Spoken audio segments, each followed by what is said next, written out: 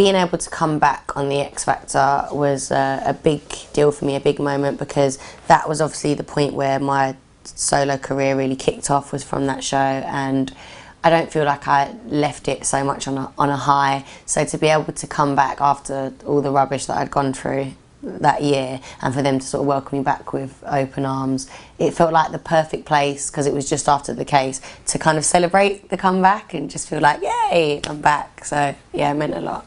Going back to the X Factor is something that I definitely feel that I could do now because of the place that I'm in. Like, I understand, like, with that show, anyone doing it, it takes a lot of energy and a lot of, you know, you have to feel it, you have to want to do it, and you need that passion.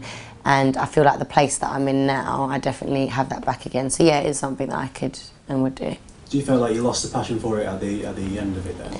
I never let it affect my job. I still, you know, want it to be there. Don't get me wrong, like, I wasn't putting on a fake show. It was just a case of that the fight had sort of left me. It wasn't just the passion for the show, it was the passion for everything. And I think maybe that might have showed a bit, not just like on X Factor, just in general that year. I think I just needed like a break. I've had one.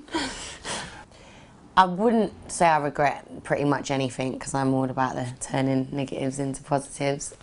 So any negative emotions that I felt from it obviously made me the person I am today.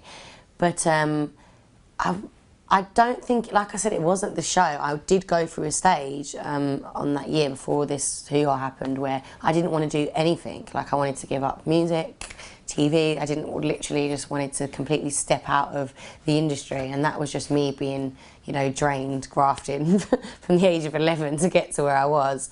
And people had only seen me appear on the scene, you know, then some people that didn't know about N-Dubs before or whatever, didn't know how long I'd been going for. So I literally was just at the point where I was like, and all of a sudden I was being judged by everyone, like you say, all this scrutiny, and I was like, oh, just leave me alone. So I had one of those moments. But yeah, sometimes you just need a break, a few life lessons, and yeah, now I'm in a much better place. But you need to definitely be in a good place to be able to handle like that amount of scrutiny that comes with the show.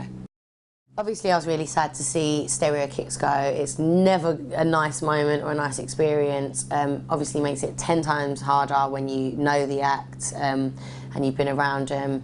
It's just one of those things, but I feel like years down the line with X Factor, the show has changed a lot in the sense of you don't have to win the show to go on to do, you know, amazing and big things.